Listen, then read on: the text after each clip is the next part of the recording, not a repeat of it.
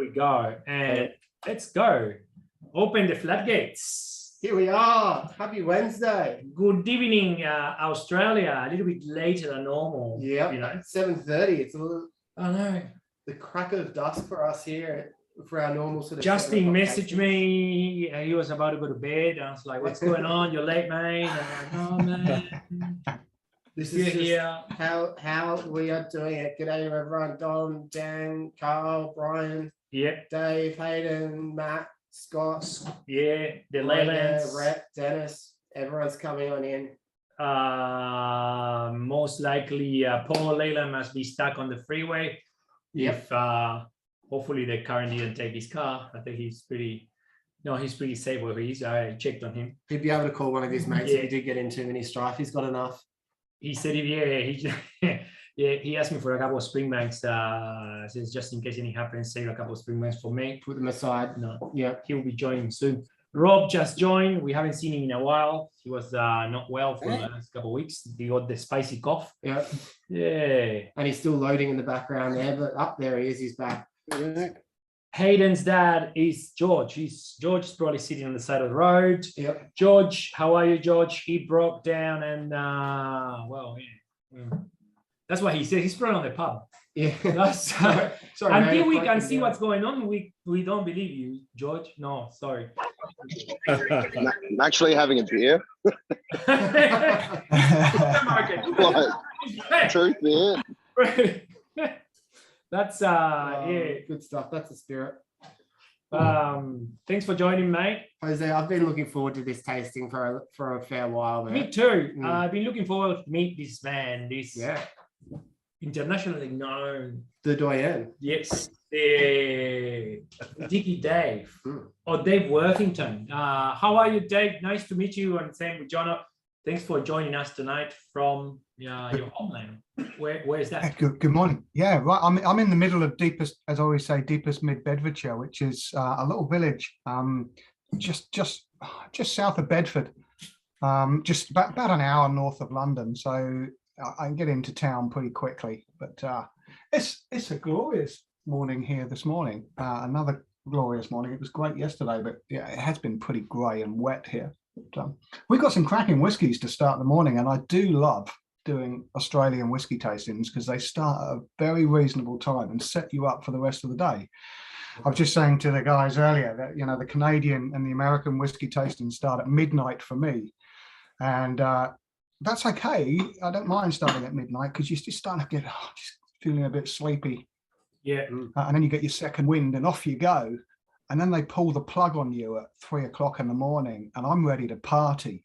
You know, I've done 6 whiskies, and everyone's asleep. You know, when you do these whiskey tastings out in the field, in real life, when you hang around afterwards, and just like we do on these chat things sometimes for a little while, and then you're taken by your area managers to a number of bars, so you do a number of bar calls, and it's really quite late before you.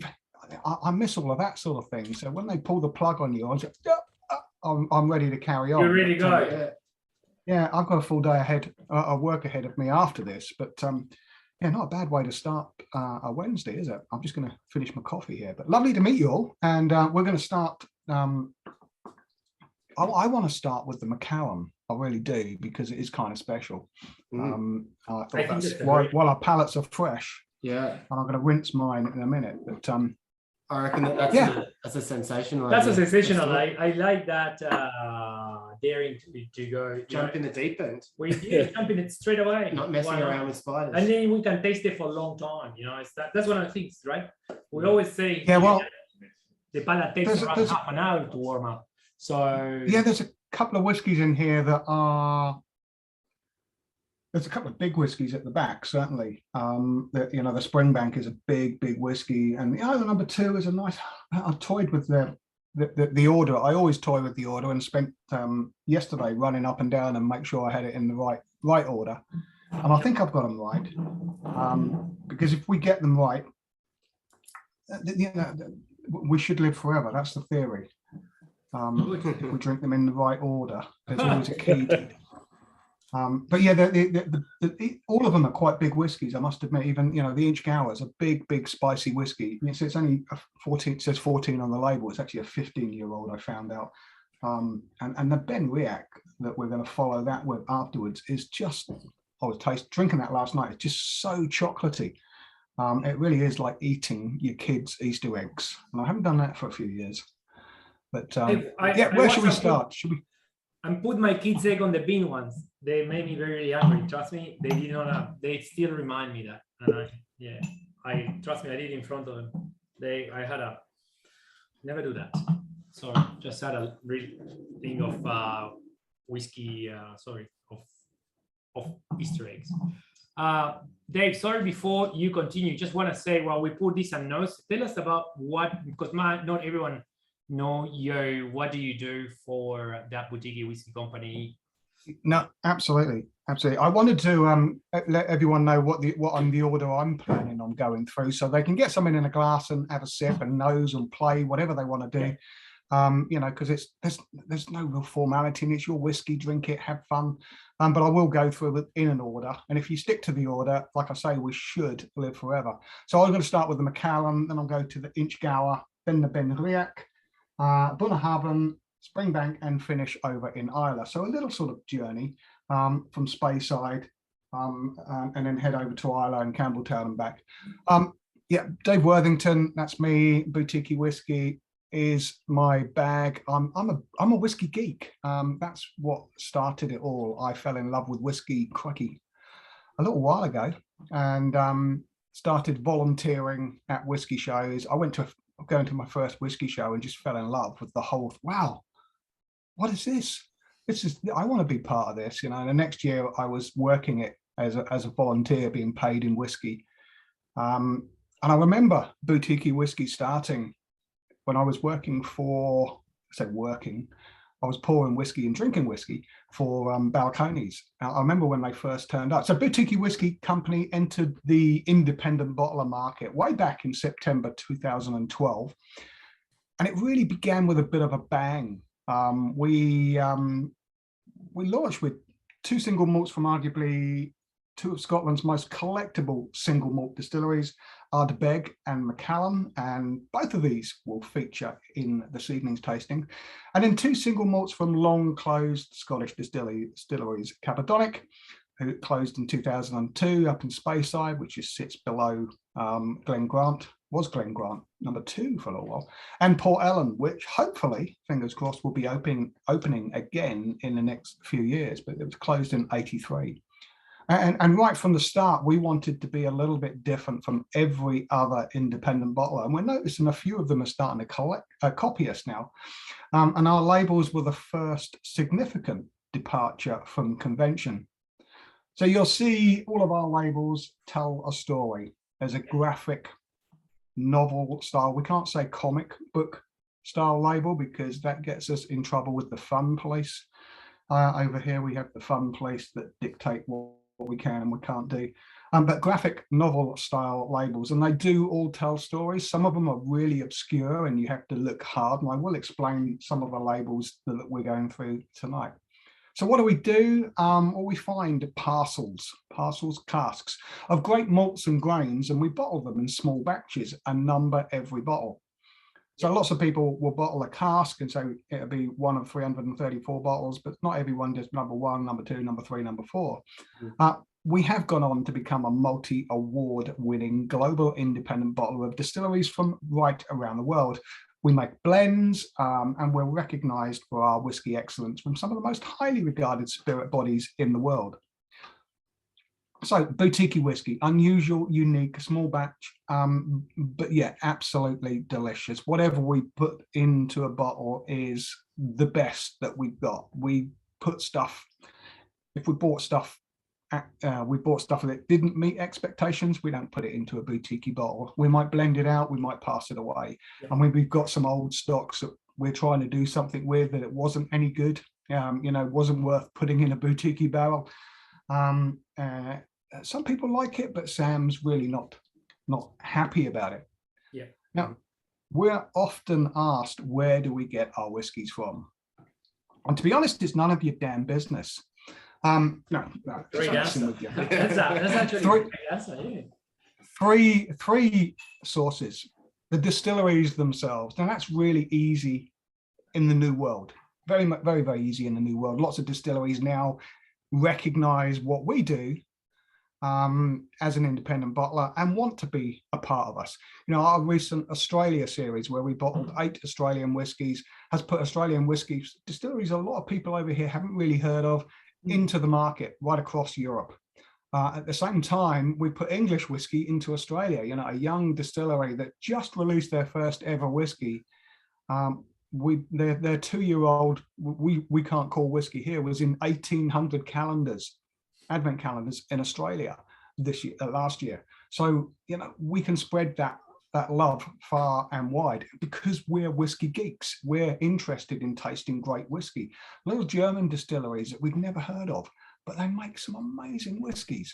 And, you know, they're up there with Scotch. Anyone can bottle Scotch. It's quite easy to bottle Scotch because Scotland is unique in the way its whiskey is distributed and sold. You know, Scotch whiskey was born on the back of blended Scotch whiskey. Yeah. And so there are lots of very, very old family businesses, bonders, brokers, and there's cask trading going on constantly for the blended Scotch whiskey market. So that a lot of our Scotch whiskies, certainly the younger Scotch whiskies, will come from brokers. We do have those distillery doors in Scotland opening up to us now because we've been in the business for a little while, recognised as a serious player and not a bottler of crap. So yes, those distillery doors are opening to us and volumes are increasing. But a lot of our older Scotch, and certainly some of the ones that we've got here, the Macallans, the Springbanks, and the Islay at the end, they would have come from a long time ago, or private collectors. Private collectors. So we never state single cask on our labels. Some of them will be, some of them won't be. It's really not important to us. So if we have something better to put in to, you know, change that cask to even better, why wouldn't we do that as an independent bottler? We're only as good as our last bottling.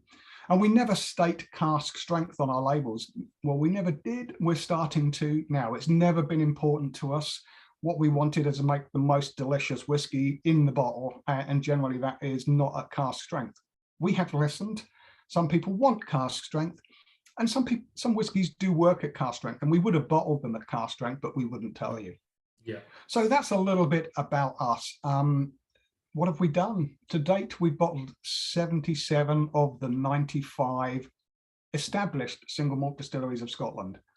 So I always go about this 95. That's everything older than Kilhoman, and everything newer than Kilhoman is in the new distilleries. There are 35 of them today. I only count once a year.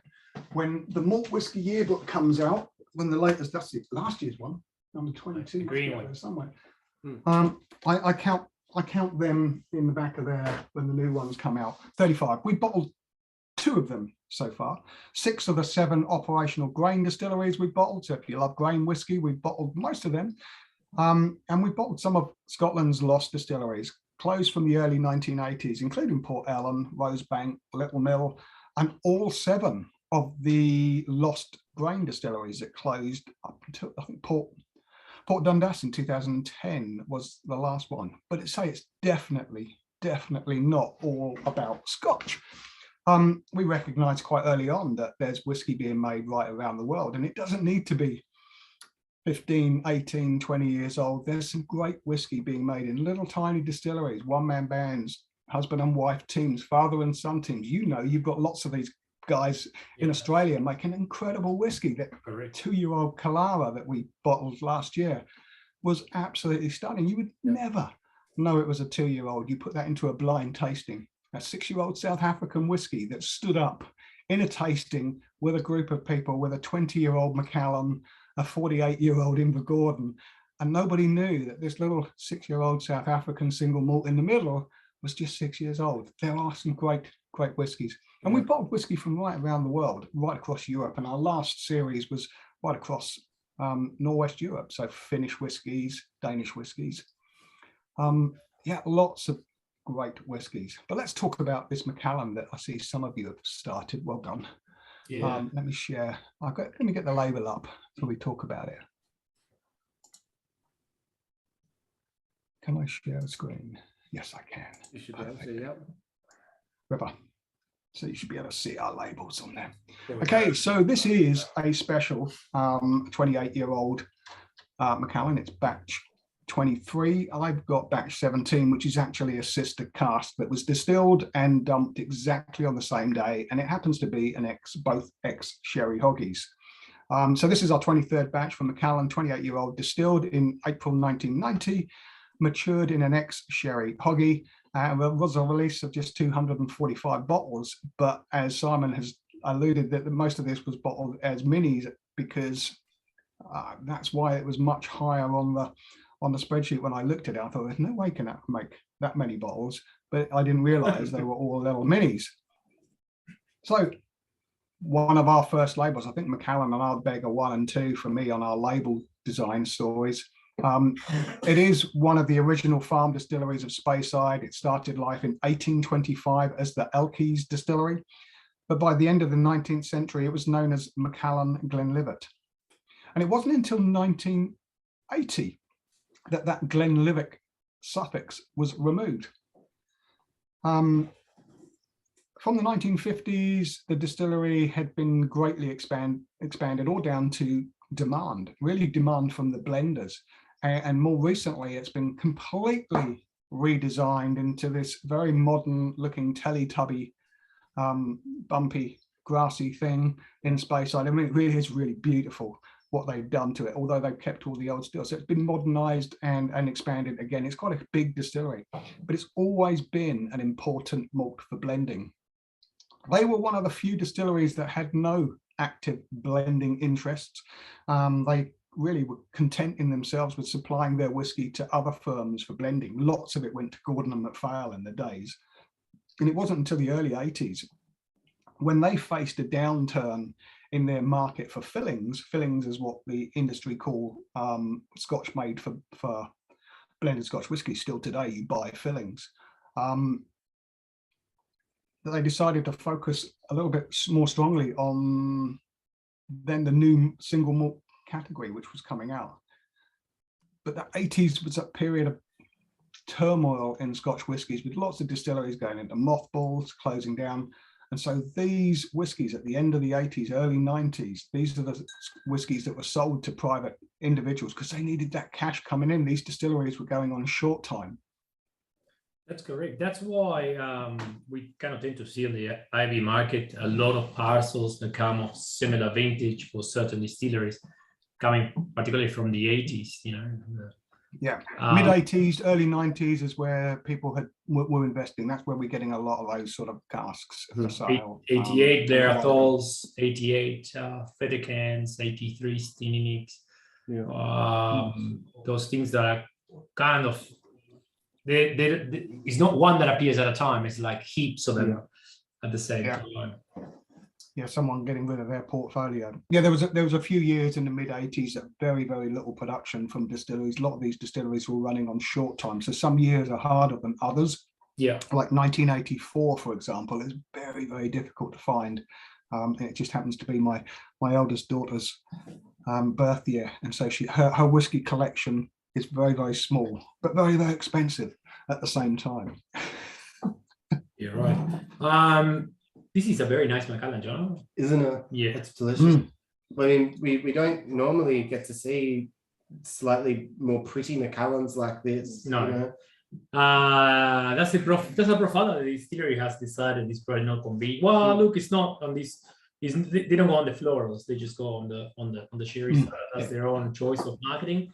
And this is an elegance that you don't normally see it.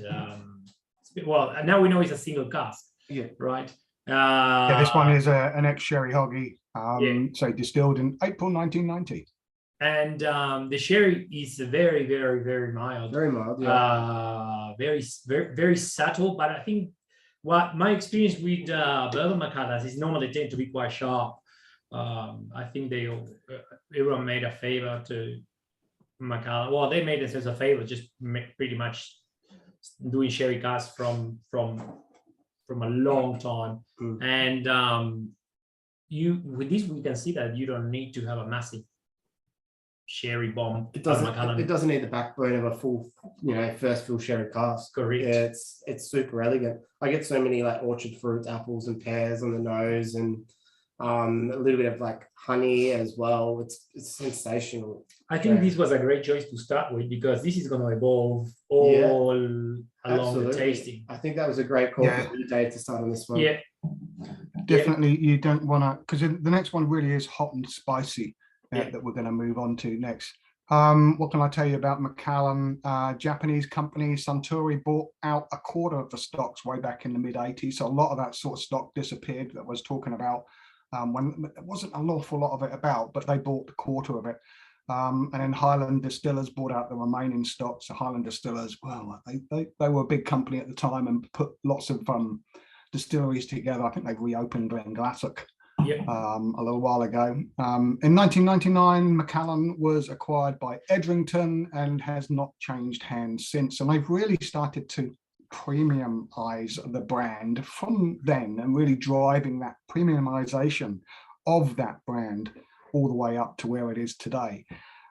They were one of the first distilleries that took that decision to mature almost all of its stock in sherry casks. And they were certainly one of the early adopters of working with Spanish bodegas right back in the beginning, which lots of companies do now and have to get that supply. Even we do work with a leather sherry cask manufacturer with bodegas. So the spirit stills are a copy of the original stills. They're small, acutely angled line arms, which we tried to show on our label there. So our label, they sort of labeled themselves a long time ago as curiously small stills. And we've got one of our founders, the directors, and he's listed on his label description, observed by a handsome giant. There's Ben. There's Ben is the handsome giant in here, looking in curiously small stills, or is it just he's trying to sneak a peek of their I thought that was whiskey? Simon McGorm. No, not quite. I haven't been with the company that long, I'm afraid. Dave, we do have a question here from Rob. And Rob is saying, I was going to say that the sherry is very mild. Do we know which style of sherry the cask was? No, sadly we don't know. We don't know. I mean, looking at the colour, they both said sherry hoggies. What were they doing in 1990?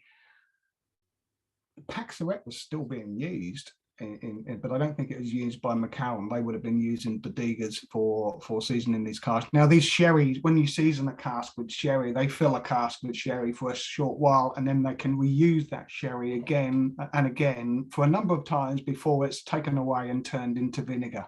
It's not sherry that's drunk. When you season a cask with sherry nowadays, since they stopped shipping when they stopped shipping casks to the UK, sherry casks to the UK 93 in the 80s. No, wasn't that with the EU and they started the appellation sherry? They did, yeah. Bottle anymore. You weren't allowed to ship in casks. So a lot of the big old sherry casks that people like Gordon and MacPhail have, that these very, very old whiskies are being hanging around for a long time, like that 75-year-old Mortlach, and they've just done some 80-year-old Macallan. These were in those big old shipping casks, again, specially made to ship sherry to here. So there wasn't sherry in it for a great long time. You know, sherry doesn't normally stay in cask. It does stay in cask, but it's in a Solera system that never moves. So these have always been sort of seasoned casks, but it could be seasoned several times with the same sherry. So we obviously we have no idea what this was on. We're talking back 1990. It was all about selling a cask for cash at those times. But it's a cracking whiskey, and we're glad that we got hold of these big parcels of Macallan at the time.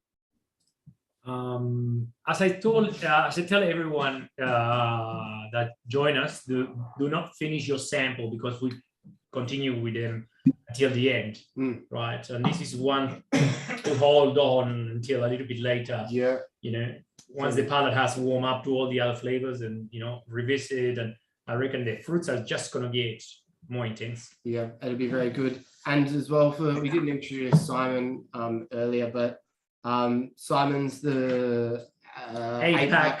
boutique sales manager. Yeah. So obviously looks after us here at Castavino. I got Simon there. And how are you, Simon? I'm good. I'm good. Unfortunately, I don't have any 28-year-old Macallan in my glass. We'll save you some. We save you Yeah. some. No, look, I'm sure I know someone I can get it off. Right, George? Yeah. No, I'm very keen to try this after all that. The Macallan's the only one I haven't had in this lineup, but I know you've got a couple of cracking drams ahead of you. Yeah, so exciting, and I'm looking forward to getting some less in the glass sometime soon. I think everyone would have met Simon at Whisky Abbey this year. for Yeah, sure. and George too. But yeah, Last year, I mean, sorry. We're very happy to be able to do this tasting tonight and get some of these awesome little samples. It's been really good. So as we continue on through the tasting as well, if you do find you particularly fall in love with one of the drams, Simon and the boutique team have been courteous enough to give us a couple of little samples of these to actually be able to sell tonight as well. So I'll pop in the chat there a little link, and if you fall in love with one of them, like I have with Macallan, but I'm sure we all have, that's not hard, then you can go ahead and grab one of those. And the code for tonight, as a little thank you for joining, is just boutique in all capital letters. So I'll pop that in the chat. Yeah. Dave, what about we continue with the Benriach and then we revisit Macallan again a bit later on? So we let it. Well, I was going to. I'm going straight to. I'd like to go straight to Inchgower, if I may. Oh, okay. Let's do it. Yeah. Let's do, I think the Inchgower is a little bit. I think it works better this way round. I was trying this both way rounds last night, and I ended up with this way round. I started with this way round, and I ended up with this way round. So I want to go with Inchgower. It's not a distillery you often hear about, Inchgower. This is our third batch. It's a 14-year-old. It was a release of just 225 bottles at 50.5% ABV. And it does hail from a single butt. And this is where we can see the color. This is from a butt. Butt means it had sherry in it once upon a time. Once upon a time. And it's actually a 15-year-old. When I checked, distilled in June 2003, it's actually a 15-year-old. It was a case of the labels got printed before we got round to bottling. And we had a bottleneck in our bottling plant for a little while, and pun fully intended there. And I found a number of these whiskies that we've been bottling have a year out. They're bottled a year younger, and they're actually a little bit older. So it's actually a 15-year-old. It's rarely seen as a single malt, except through the Flora and Fauna series, where it's bottled as a 14-year-old. And it comes up through independent bottlers like us, because the majority of this whiskey heads to the blenders. Yep. It's located just outside the fishing port of Buckie. It's a coastal Speyside single malt, and it's always been a significant player in blends. Bell's in particular. Bell's was a huge whiskey here in the 70s and early 80s. And all of these sort of Bell's distilleries, you look at some of the distilleries that Bell's were using back then, they had sort of this nutty, spicy theme. Today, it sort of plays a significant role within the Johnny Walker range as well. No other new make spirit reaches the same level of intense spiciness, which is usually perceived on the tongue as salinity. It does come quite further, a little bit of salinity on that tongue. What causes its spicy character was a very, very sort of a hotter than usual second water during a very, very quick mashing regime, and this cuts back that overt nuttiness. And fermentation is short. They don't let it carry on to create those extra fruity, nutty esters, because fermentation with today's yeasts, 48 hours sort of thing. Anything longer is where you're getting the external bacteria from the distillery coming in and changing that distillation slightly. And they have steeply angled line arms on the stills to help capture those sort of weightier elements to come across. I really love this. It's really sort of floral on the nose with a little bit of that sort of citrus orange zest. But it's really warming on the palate. I absolutely adore this. And we bottled a few batches, 26-year-olds, 17-year-olds. And this is a very, very affordable 14-year-old, 15-year-old actually, but 14 on the label.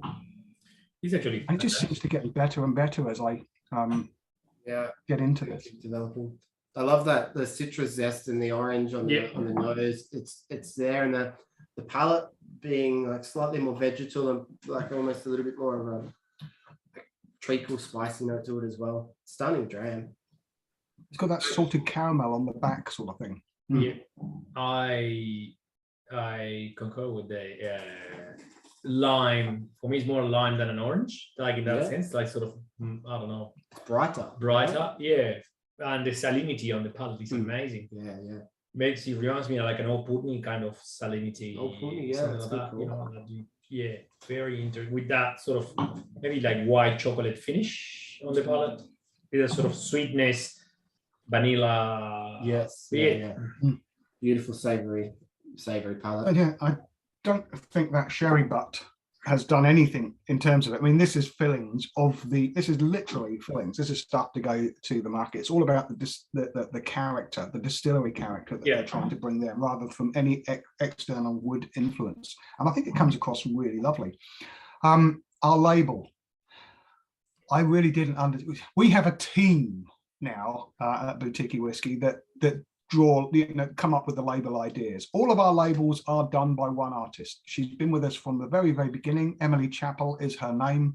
She's a freelance illustrator based up in Glasgow, a Mancunian originally, went to university in Glasgow and fell in love with the place and stayed there ever since.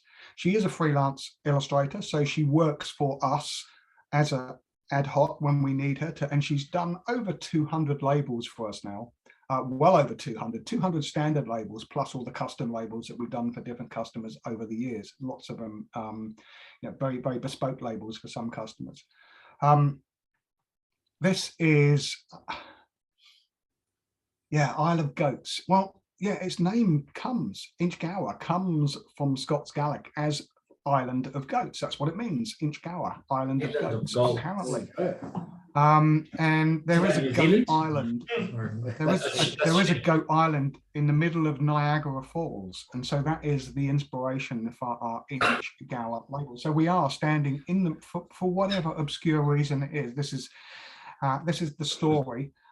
Is that goat island, and I only ever found that reference of Inchgower Goat Island in one book.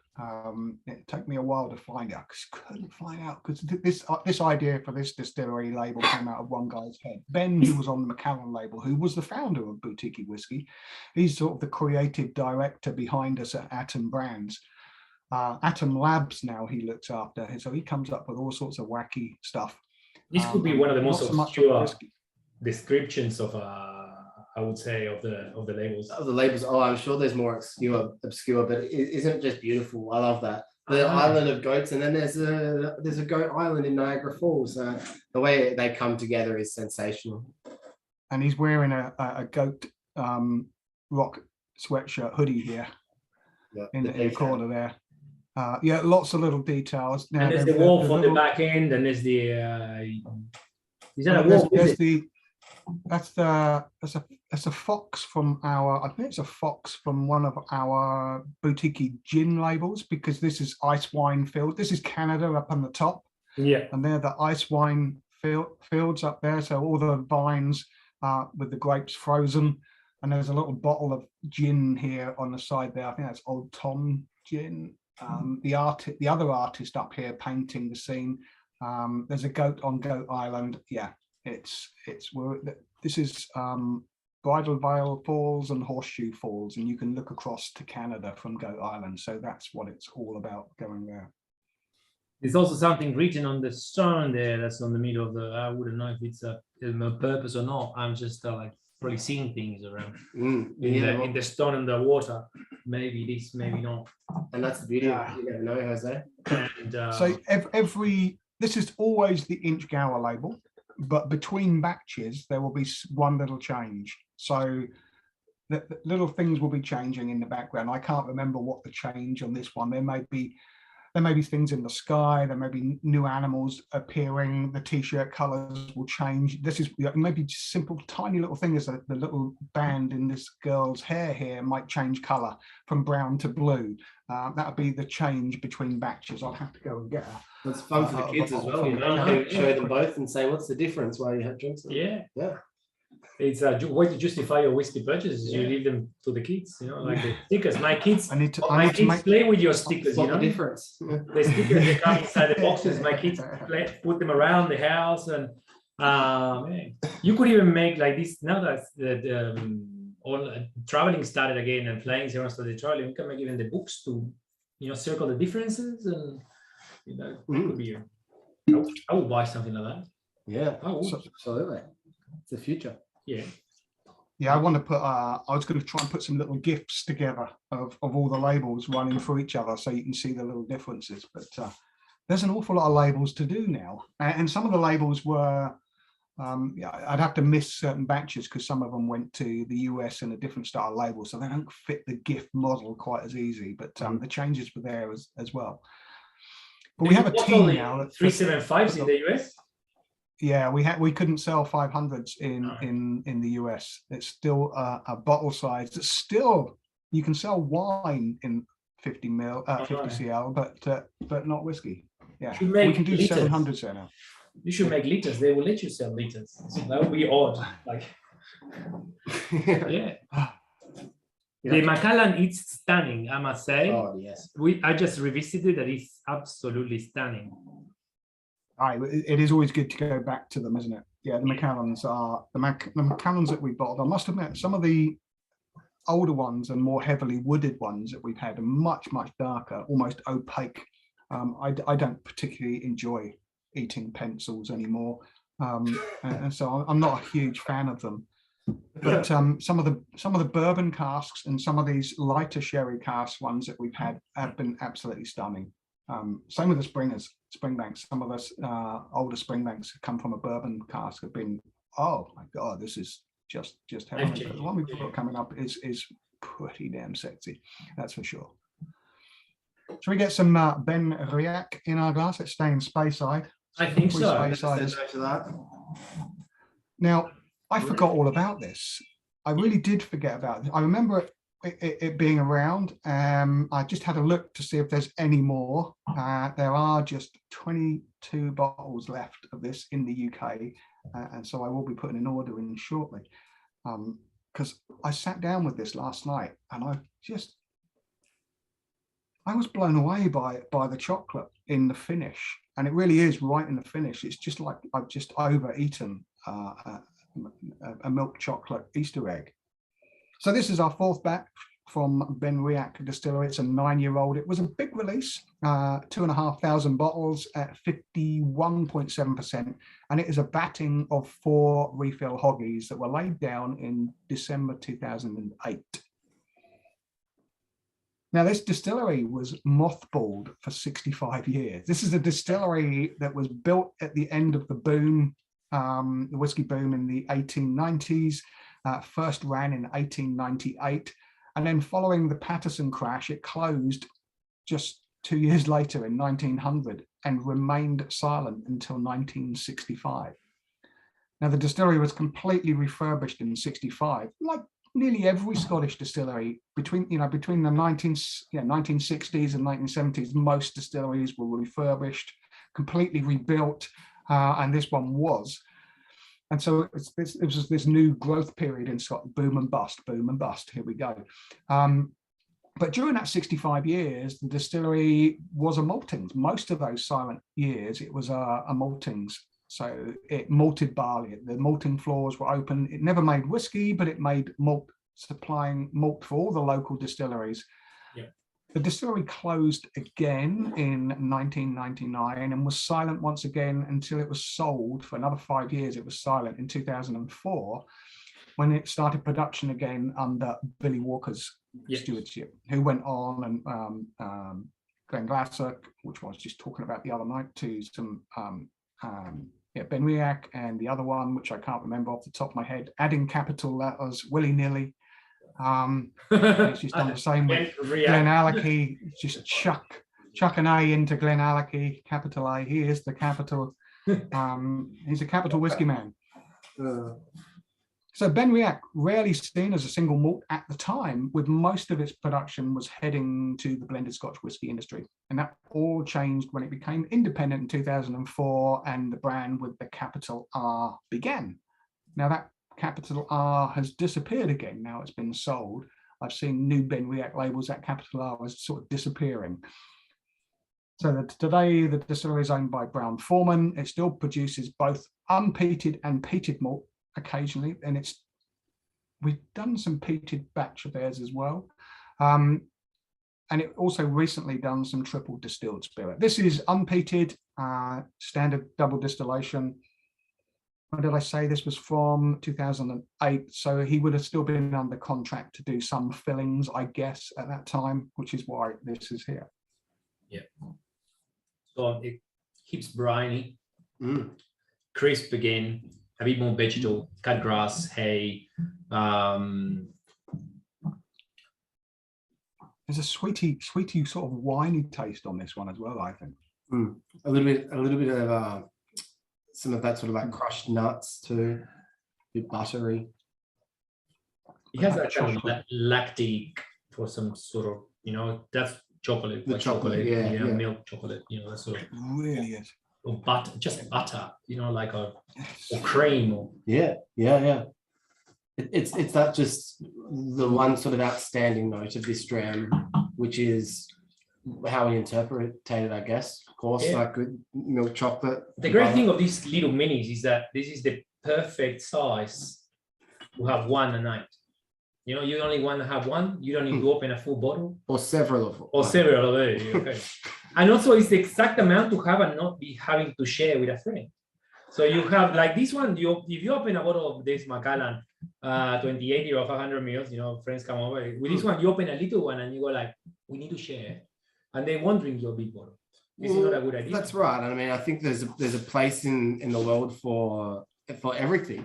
Bigger bottles are where it's at, but these little bottles, although if some might often frown upon them or not see the benefits of them, there's some benefits to having little ones of these on hand.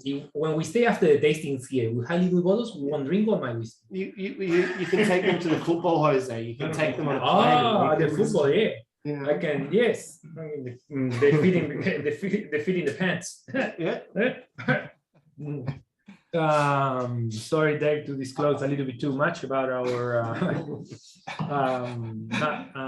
Absolutely. We as a company, we part of our company is the drinks by the dram, which are the 3CLs. Yes. Which are little tiny little minis, drinks by the dram. So yeah, slinging a few of them in your pocket when you go out for a walk is it much easier than keep filling up a hip flask and washing a hip flask, I must admit. So yeah, these are what I call pocket drams. Great for walking the dog. Drinks by the dram, but a label here. Yeah. Take a cigar, a little pocket dram, off you go with the dog. I don't even have a dog, so but I'll take the dog out. You should get one then. I look after my daughter's dog. I have grand dogs. Yeah. Okay, tell us about the label. We have, it's in one of our shockingly bad puns here. It's one of the few distilleries that do still malt a proportion of their own barley. So they did when it reopened again after the maltings closed, Billy Walker did commission the malt floor to be redone. And they were doing very, very sporadic under his ownership. But I think Brown-Forman are wanting to do more of this maltings, their own floor maltings. 2012, the restoration of the malting floor and the machinery was completed, and Benriach started its own maltings once again. Now, back in the day, you ask anyone who does floor malting, this was the job nobody wanted. It all sounds very romantic, but it is back-breaking work, because all of this malt is shoveled over by hand by the maltsters, and they would be turning barley. When you go and see a malting floor, you can see a few of them out in Scotland. One of the ones to go and see is probably Springbank, where they do 100% floor malting. But yeah, someone's got to turn this all by hand. And I've done it in Kilhoman. moving the barley around by hand. It's backbreaking work. It's like a I only punch. did it for a little while. Yeah, you get a hunchback. They would get a hunchback, labor-intensive work, and this hunch became known as monkey shoulder. Yeah. Where that name monkey shoulder of the whiskey comes from. And so we've got monkeys. There you go. Turning over. Malting monkeys in there with their hunch shoulders over there, throwing the barley around. So it's just one of our shockingly bad puns that we like to tell. But it's really telling the story that this distillery has been a maltings for longer than it has distilled whiskey. That's the bottom line. 65 years, it was mostly a maltings. It did 2 years of distilling before it closed. And then it spent another few years from 65 to, when did it close? 99. Yep. So yeah, another 30 years of distilling. So yeah, most of his life it's been a malting. And So Benrick that's is where it one of comes those from. distilleries that characterizes of almost like tomatin, that for being really floral and pretty normally when it gets to a certain age and very fragrant. And I reckon it's a distillery that couldn't find an identity for a long time on the hands of Brown-Forman, because there were all these cask variations that it was hard for the regular whiskey consumer to understand how good and fruity the bourbon style could get. What do you think about that, Dave? This is, I don't know what Billy Walker was doing there, and there's a huge following for Ben Riach under Billy Walker's stewardship. Some of the earlier Ben Riachs were using old stock. I remember people were talking about Glendronach and Ben Riachs. They were using old bottled stock because they didn't have enough to make their 12-year-old, and that was the case right across Scotch whiskey. It said 12-year-old on the label. Even Springbank were, they had 10-year-olds and their 12-year-olds and their 15-year-olds. There were a lot older whiskies going into that they had lying around to put into it at the time. So everyone focused on the on Glendronach because it's famous, the closure and all these, 12, 15, 18 years old, they were overage. But Benriach had the same and didn't get even as close as transcendent on the let's say on the media, on within the collectors, within the new drinkers neither. Very interesting. I'm definitely getting another couple of bottles of that because I think that's absolutely beautiful. I've never really got into Ben Riach, all the different releases as they've been coming out. I've never tasted an awful lot of them, but I've forgotten how good this is. We bottled 2 at the same time, a 9-year-old, this one, and a 6-year-old from their peated malt. And that was I remember the peated one because it was distinctive. It was some of their peated maltings. But yeah, these have been basically fillings to supply blenders that we picked out. We just got some very good relationships. We've got an excellent cask buying team. And we've got some great relationships with the bonders and brokers. In fact, everybody loves Toby, which is unusual in the whiskey industry. That every company sort of likes whatever he's talking to. He has found some absolute gems of whiskey from these. We taste everything that we buy, but someone else tastes it before us and says, you might want to taste these ones, Toby. We don't just go in blind and tasting as many. We have those relationships that we've built over the years, and Toby's been with us longer than I have as a buyer within the group. So and he was working in the industry a lot longer than I was. I'm new to the industry still. My background is engineering. Whiskey was just a passion. I'm a shipbuilder, yacht builder. That was my background in engineering, yacht designer even for a little while. But fell in love with whiskey and changed careers. And it's been a move I did miss the mad world of yachting, but the mad world of whiskey is, especially when you're doing this at breakfast, is a lot more fun. It's pretty good. Absolutely, Dave, and we can all empathize with you, mate. You're amongst friends here. We've all had that same moment. We're glad to be in this industry. You brought us to at least we make really good friends. That's it. We're still trying to make money, but we drank great whiskeys in in the course. Oh, yeah, well, yeah.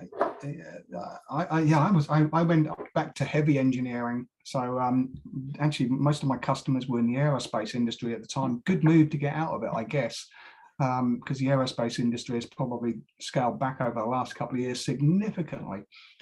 But it wasn't it wasn't as much fun as the yachting industry, but it paid an awful lot more, that's for sure. I reckon it's time to go to the Bunnahabhain because I'm frozen now. I can't wait for the spring, man. I just want to do this one. It's like, I'm sure this Bunnahabhain is as good. This works really well. This is another beautiful Bunnahabhain. This is an 11-year-old, 49.5% ABV. It's our fifth batch. Our fifth batch.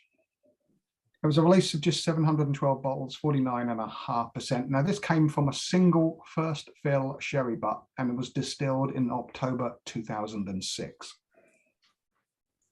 Bunnahabhain, founded in 1881, one of Isla's 9 distilleries. I say 9 with a little star, as Ardnahoe joined the 8 previously in 2008, and is currently making have whiskey this year.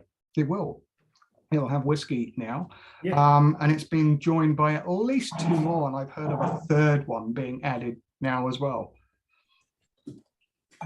So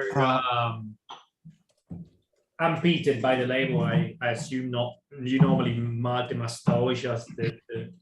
We haven't bottled any peated Bunna as far as I'm aware. No, you haven't? Peated Bunna came along a little bit later. Bunnahabhain was built to provide malt whiskey for the blenders. It was never built as a distillery to provide malt whiskey to malt whiskey drinkers. It's performed a central role in 3 key brands: Famous Grouse, Cutty Sark, and In Time Black Bottle. So they're the 3 key blends that it was in. Now, Cutty Sark is now owned by somebody else. I don't know what's going on with all of these. I'm waiting for the new Cutty Sark to come out because I know who's behind that with Glen Murray, and I'm really excited because I'm a big fan of the old Cutty Sarks as well.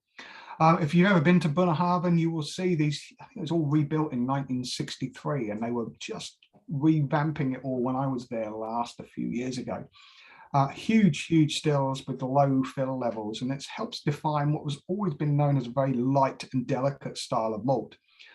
And certainly aging in ex-sherry casks seems to add that sort of sweet richness to the spirit. Now, from the 1960s, peat levels dropped to virtually nothing. They started, obviously, with a bit of peat. Right back in the early days, they would have had peat there. I don't remember seeing the old malting floors there, but I'm sure they were there. So they didn't peat anything from the 1960s on. It wasn't until the late 1990s that they started using peat again. And now they have the 2 different styles. Speaking to them not so long ago, I think 35% of their production is now that sort of heavily peated style. And it's sort of doubled, and they reckon those peating levels are starting to increase as well. Now that the key distiller that who used to work there that I used to talk to has left and now manages Glen Murray. But this is unpeated, and sherry cask, 11 years old. Everything that we bottle in Bunnahabhain sort of disappears very, very quickly. And we bottled some very, very old stuff, and it's just a 10, 11-year-old we bottled. Is I still think Bunnahabhain 12-year-old, the standard 12-year-old that you can buy, their distillery bottling is one of the best bang for your buck whiskies. Yeah. In real terms, as distillery, Deanston, Bunnahabhain, 12-year-olds, both of them, stunning whiskies as a bang for your buck whiskey. Simon's pouring himself 1970s Cutty Sark right now. I used to like the Cutty Sark ads back in the day. There's all the marine theme, and just make classy, different. Yeah. Hey. This is a stunning whiskey, and it's got Bunnahabhain written all over it. Absolutely beautiful, and just provides such depth and length even at this young age. I get like icing sugar, marzipan, sweetness, but at a like very light, pretty level. That's such a gorgeous whiskey. Yeah. That little bit of A bit of like, like I've got some tobacco, pipe tobacco in there, and that's just sort of coming through there. I got Captain Cuttle, my Captain Cuttle pipe tobacco. That's what it is. It's reminding me of that soft pipe chocolatey. tobacco. You know the pipe tobacco that smells like really cool, kind of. Yeah, that's exactly what I'm talking about. Oh yes, Got a bag of it. I don't smoke pipe. That's why I don't know. I always love. Got a bag of it right here. Captain Cuttle. Could be a good pairing, Dave. Next day. I've got my pipes are downstairs. I don't smoke in the house. Fills clouds and clouds of a pipe terrace outside. After a few whiskeys, I reckon you'll be forgiven if you start. If you like the pipe inside. Although at 9:30 in the morning, maybe that's probably pushing it. Yeah, 9 o'clock, 10 o'clock. I do like a cigar or a pipe with a coffee. So breakfast, pipe, or cigar are my thing to do on a Sunday morning. But I don't know if you've ever been to Bunahab. Has anyone? It's a long way to go for you guys. It's a long way to go for me, but it is one hell of a journey off the main road to this distillery. It is just a little tiny winding road that seems to get thinner and windier as you come down from. Just literally around the bay from Kalila. But to get there is this just horrendous road. What we call a terrifying track. And so that's basically our label on here. It really simply features the distillery itself along with that terrifying track.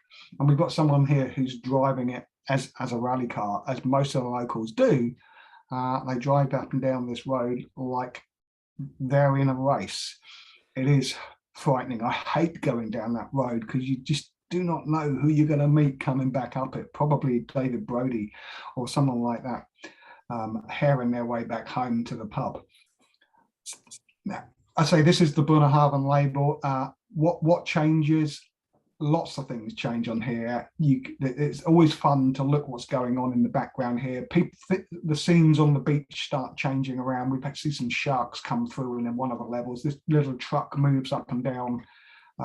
Just little things going on in the background. There is sharks, but there's no sharks in Scotland. Oh well, not that probably.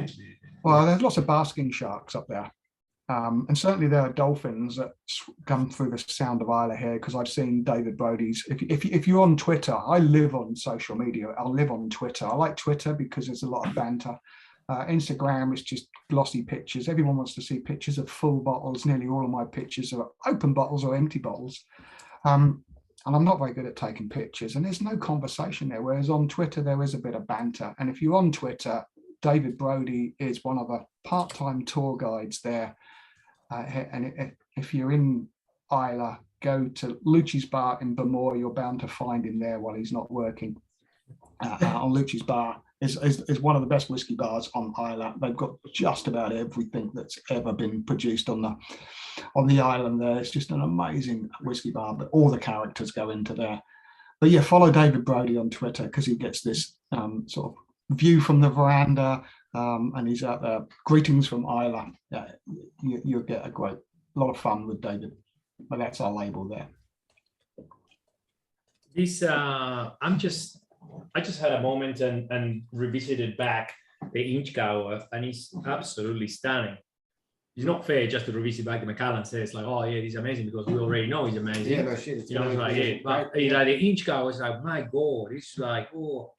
Beautiful. I think the whole lineup is, I mean, I'm so lucky, and I seriously do pinch myself every morning that I've been given this opportunity. I know I've been stuck in this office for nearly 2 years now. This is office. Was my son's bedroom a long time ago. And usually I'm traveling. Doing this all in real life. Yeah. Don't put your hand behind the cupboard. It's everything we bought. I wouldn't do this job. I wouldn't have given up an engineering career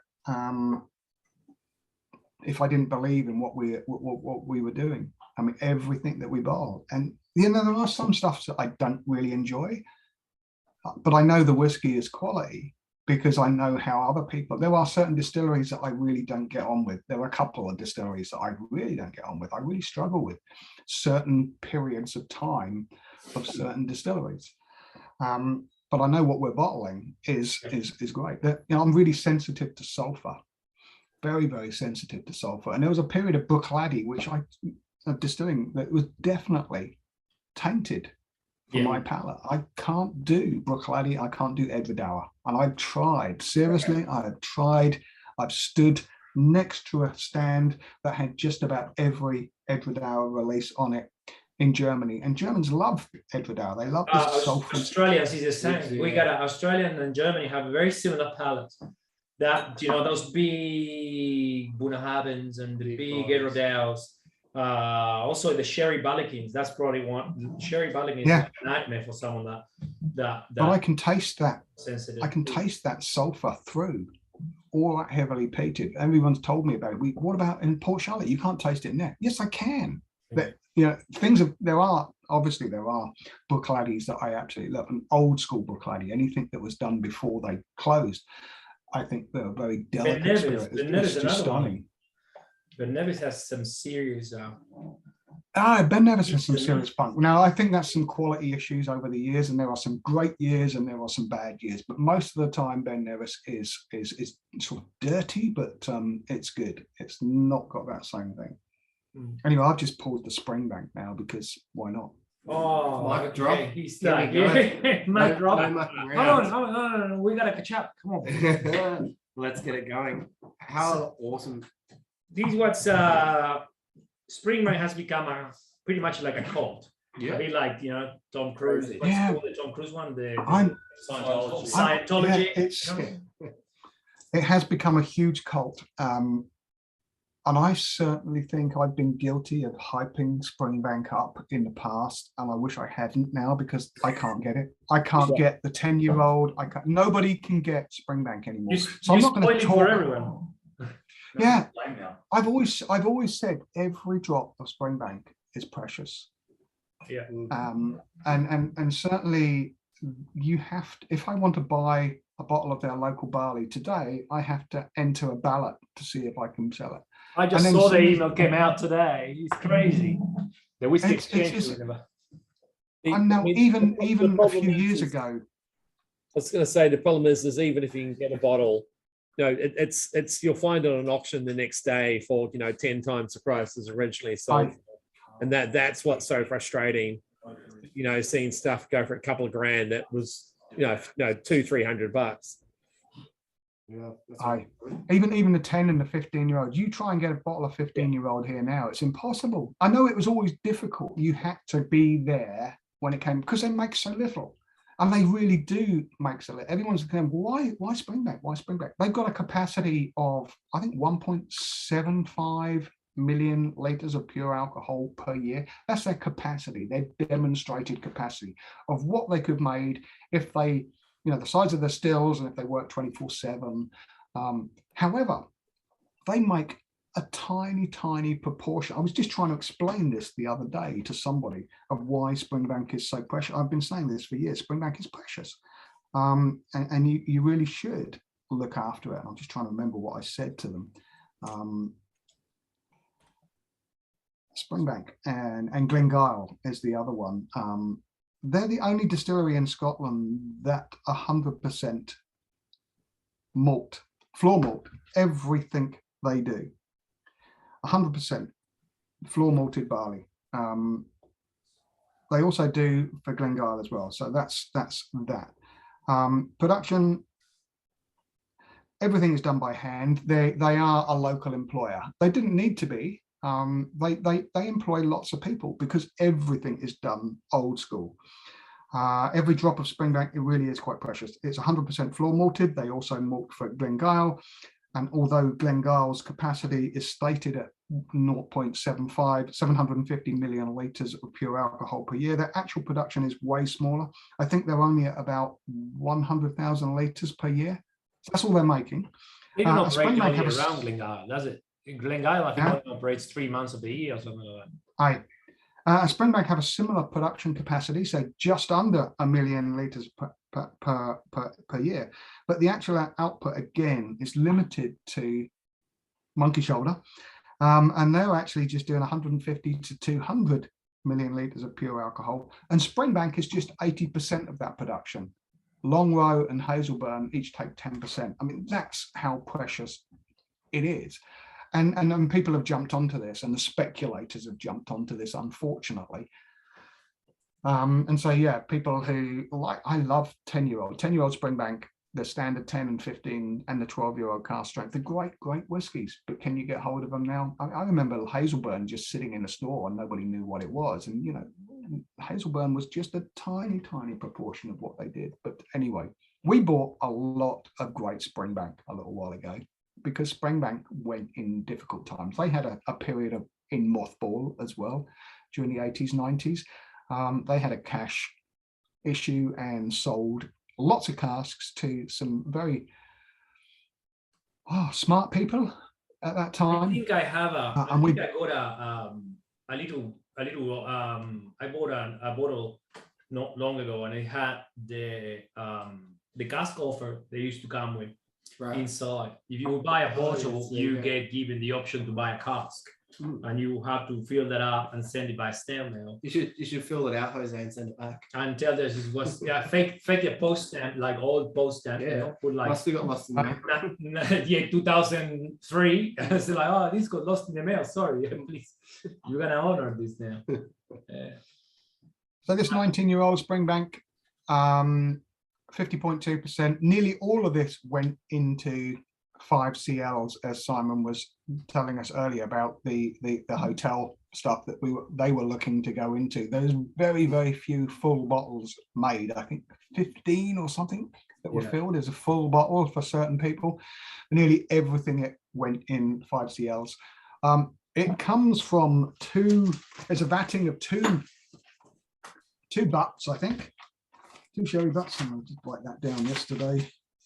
Springbank. 2 sherry hoggies, sorry. There's a vatting of 2 sherry hoggies that came together, not butts. So founded in 1828, just one of 3 surviving distilleries in the once thriving Campbelltown. Some great books on Campbelltown whiskey around there, if you're into your whiskey history from its 1800 heyday. And I see there's a couple of new ones being planned in Campbelltown, which is really quite exciting. I mean, Campbelltown is one of those areas that are sort of geographical designation that's listed by the SWA that was nearly lost. When they went down to one distillery, they nearly lost it completely.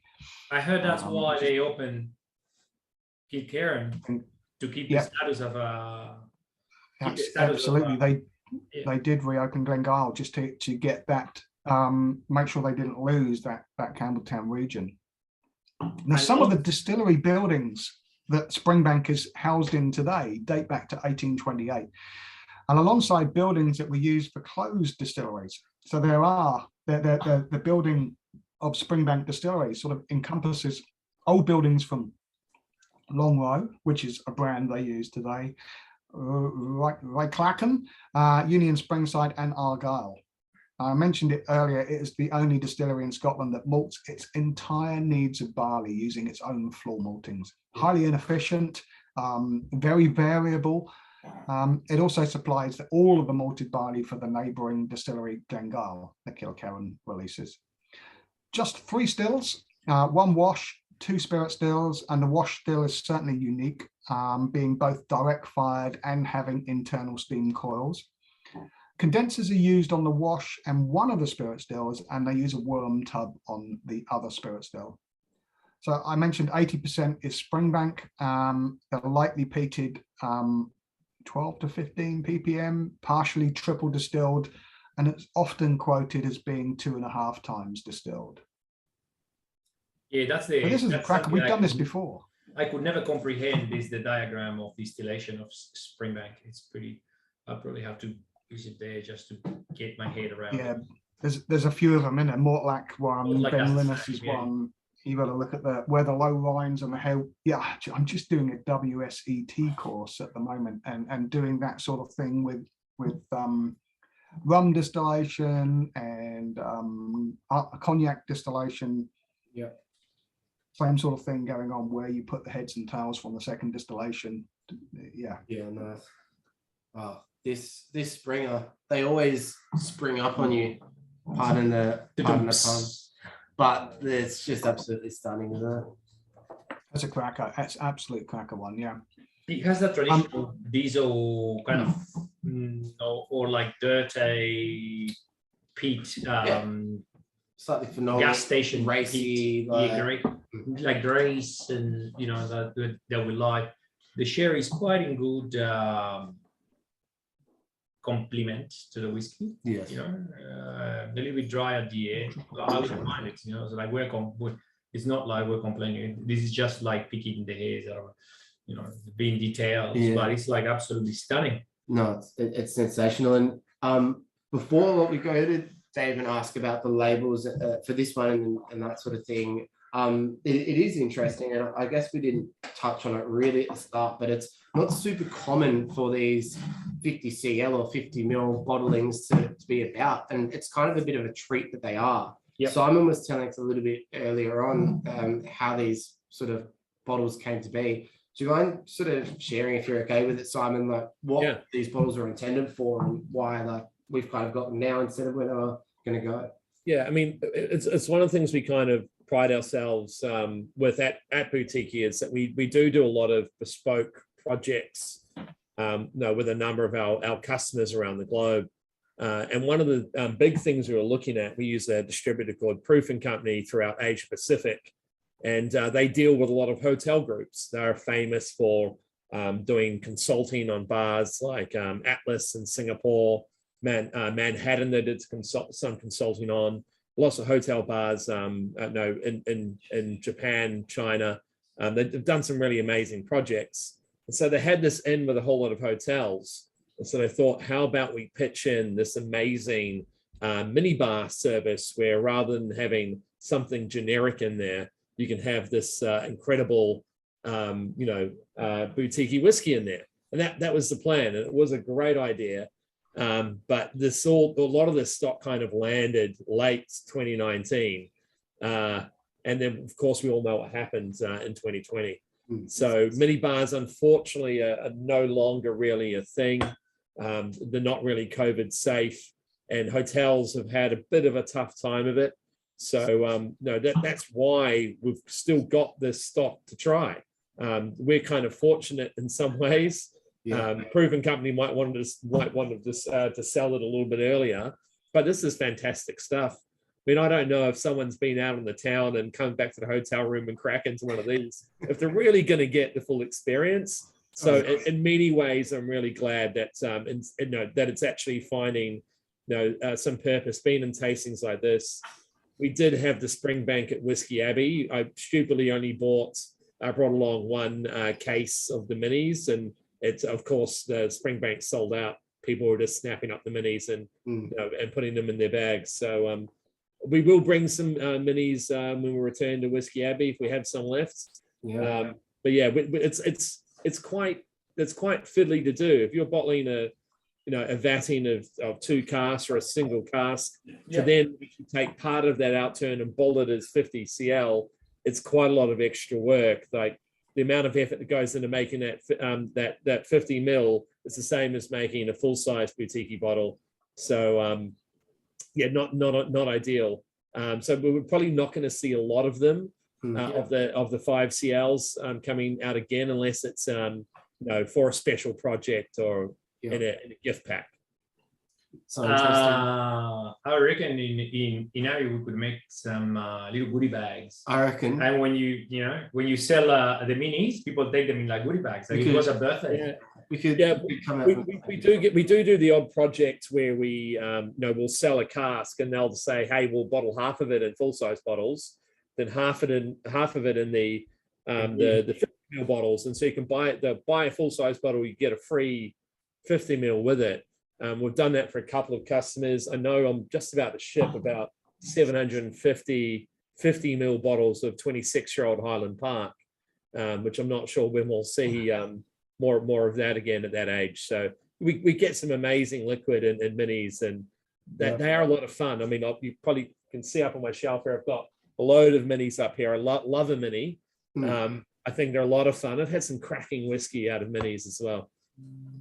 It's what I said that it's like really convenient because you don't need to open a big bottle which oxidizes, etc. So having a few minis, so I know it's a pain in the bum for a bottler, but as a consumer, it's not. Lots of bad things have probably come out in the last couple of years, but I reckon one of the best ones is that all this whiskey's been saved and now we get to drink it because like you guys weren't mucking around bottling this for hotels. People going back to their hotel after a big night out and pouring one of these jams and going, gee, these taste pretty good. Like, yeah, it does. I would take it home. Oh yeah, I would take it home. Not leaving it in the hotel. You take it. Why you wanna? When I drink the Johnny Red, the Johnny Black, the Chivas that they leave you there normally. I went to a pretty cool hotel in Brisbane. They had Glendronach 12. I was like, oh my god, wow. It's still like normal stuff. But if you get a Macallan 20-year or Springman 19-year-old, that's coming back with let's me. not stay in the hotel. I know. you're refilling with a Johnny Walker, but you left it there. It's like a soap. That was the idea. That was the idea. I mean, the problem is with hotel minibars is often the offering is just a little bit banal, a bit bland. But some of those edgier boutique hotels want to sort of shake things up, and that's where something like Boutique could fit really well in there, and just go, wow, that's so impressive. I want to take that minibar home, and that was kind of the thinking behind it. I totally agree with that. I've been tossing about with someone that you might know, Jose. I won't go into who it is. You'll probably guess who it is. But doing a vending machine in Japan with Boutique minis. Oh, very cool. Did you hear what we almost bought with Jackie Chan and they didn't want to bring it to Melbourne? No, they had a I spoke. He was exactly the man I was talking to. Mate. Late one night at Hats and Tats. So there you go. They had a claw machine for bottles. And Yeah. the guy didn't want to bring it to Melbourne. It's like, how I'm gonna get like I wouldn't know. They had a claw machine. But It was already for bottles. He was like, picks up Boutique. it will be fantastic. A claw machine. I reckon, there will be a lot of laws why you cannot have that legally somewhere. We find a way to circumvent that. I think I'd probably lose a lot of money into that claw machine. Yeah, you gotta make sure you always get a prize. Yeah, well, that's right. Absolutely. And we put something well priced, like like the Benriac 9-year-old, something. Yeah. Good work. And just before we crack on to this sensational ID 25-year-old number 2, Dave, the Springbank label, a little bit about that one. Yeah. Well, I mentioned they do everything manually at the distillery, from floor malting to filling the cask to hand bottling. And there's a lot more manual labor involved than anywhere else in Scotland, although that's probably changing as some of these newer distilleries are coming online. We've just taken it to another level. Our Springbank actually features drinks writers, Neil Ridley and Joel Harrison, and they're operating the old Porteous Mill by pedal power effectively. We've just taken it a little bit further than normal. So these two guys here are spirits writers, drinks writers in the UK. They were ex-music A&R men who turned into a whiskey, and they've gone on to more than whiskey. They write about gin, spirits, cognac, armagnac. They become sort of whiskey writers, drinks writers in the UK, and they write for a lot of magazines and whiskey books. Both of them write for just about every malt whiskey yearbook. If you ever get a copy of Malt Whiskey Yearbook out there, I'd buy every one.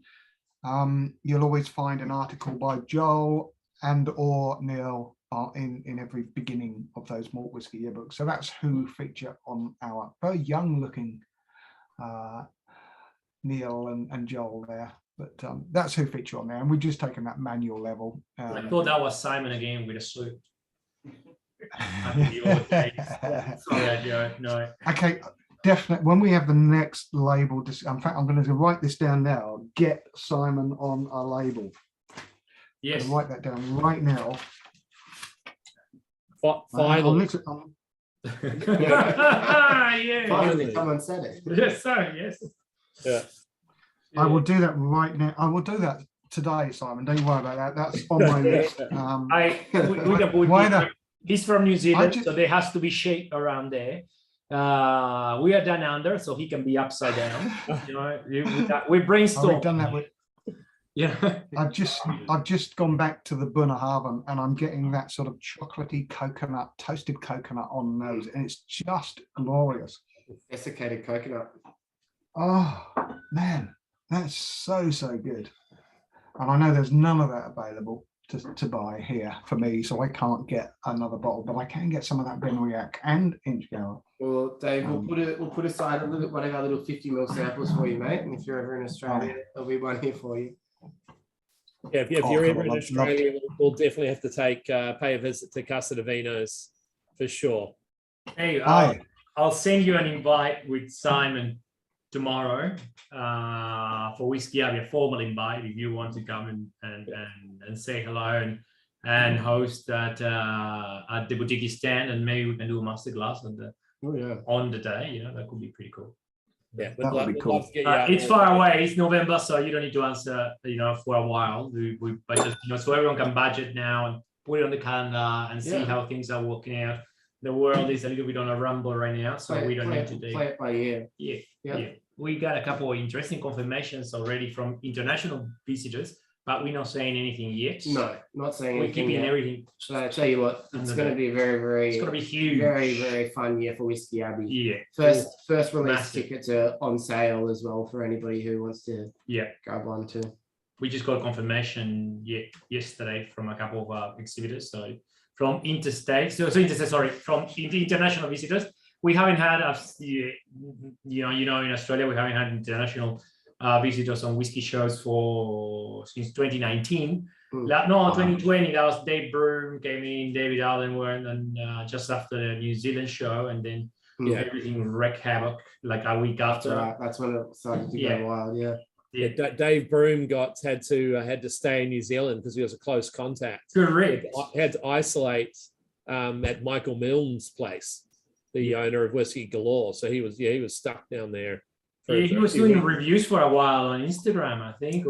From New Zealand. Yeah. Not a bad place to get stuck, I guess. It's not the worst. No. All right, I reckon it's time now to move into this Isla 25-year-old. Are you ready?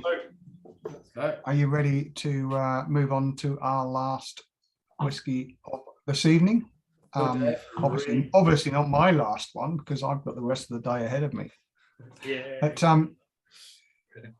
here it is. It's a 25-year-old single malt from an undisclosed Isla distillery, a batch of 3,124 bottles, I believe, although some of it's obviously gone into little bottles. 48.7% ABV. It was from a vatting of cask distilled sometime in the early 90s. There are 9 distilleries on Isla. Can you tell which one it is? So I mentioned early 90s. Distillation occurred sometime between 1992 and 1993, which would obviously rule out Kilhoman, which came online in 2005, and Ardnahoe, obviously, that only came online a couple of years ago. 4 years ago. Now, I think we can safely rule out Bunnahabhain, as they never started using peated barley until the late 1990s. Brookladdy, they certainly weren't producing peated spirit at that time either, as far as I can work out, although a heavily peated spirit was produced when it was supposedly silent after it closed in 1995. There was a 6-week period in 1998, which is too late for this, that the distilling team from Jura came in and made some heavily peated spirit. Bemore, they use a much lower ppm, 25 ppm in the malt, and I think we can safely discount that too. So that leaves us Beg, Lafroig, Kalila, and Lagavulin. Now, Ardbeg closed on the 25th of March 1981 and remained closed until 1989. However, between 89 and 96, it opened for just 2 months a year and used malt from Port Ellen's maltings, and so it is really a strong possibility. Lafroig, Lagavulin, and Kalila are also possibilities, but I've had discussions with the Lagavulin distillery manager a couple of years ago, Georgie Georgie Crawford, who's went on to be Port Ellen and now is looking after Sekinda's new distillery in Islay being built at the moment. And I knew it wasn't Lagavulin as much as I wanted it to be. Yeah. I knew it wouldn't be Lagavulin, and she confirmed it's definitely not Lagavulin. They've also confirmed it's not Kalila. I was talking to John Campbell, who was the distillery manager at Lafroig at the time. Now, he remembers being an Islay.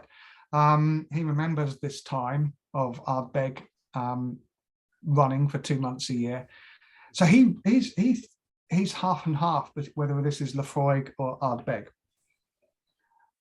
Because what they were doing when they opened the Ardbeg distillery, it was just literally falling down. If you've got a copy of Ian Banks's book, Raw Spirit, the original one, it's got all of this information in there if you want to go and dig into it. It's a cracking book on Islay, about every distillery. It's completely out of date. I think they've reprinted it recently, but it was called Raw Spirit. It is a fabulous book on Islay geology, geography, as well as all the distilleries of the time. That's the one. They've reprinted it and renamed it, but this is the original one, and it is. No, it's not this one, is it? That's Ian Banks's one. No, it's not that one. It's this one. Sorry, Andrew Jeffrey's book, Peat, Smoke and Spirit. That's the one they've rewritten. That's the one. All of this information is in Peat, Smoke and Spirit, not Raw Spirit. My apologies. That's a portrait of Islay and its whiskey. So it was all about Islay geology and geography, and so all this is in there. So Ardbeg or Lafroig. Now, speaking to John, when they were running those 2 months a year, they were just trying to. They were both owned by the same people, Allied Demek at the time, and they closed Ardbeg. In hindsight, probably they shouldn't have done, but they did. But they kept it running 2 months just because they were trying to sell it. And so my hunch is leaning to Ardbeg, and I'm really convinced I'm right. Now, Ardbeg was sold to the MacDonald family in 1997. MacDonald Muir were the company. They owned Glen Morangi, they owned Glen Murray, and they would have inherited a number of casks from this closed period. Now, John was telling me they chucked whiskey into any old cask. It didn't matter. They were just being fillings effectively, but with no customers. Yep. And at this period of time, there was no, the value of Scotch whiskey was just down in the dumps. We were in a slump. Yeah. So when this family inherited this distillery, they would have inherited 2 months production from each of the years between 89 and 96. And the casks were literally anything that they had. And I think these casks were put away and forgotten about.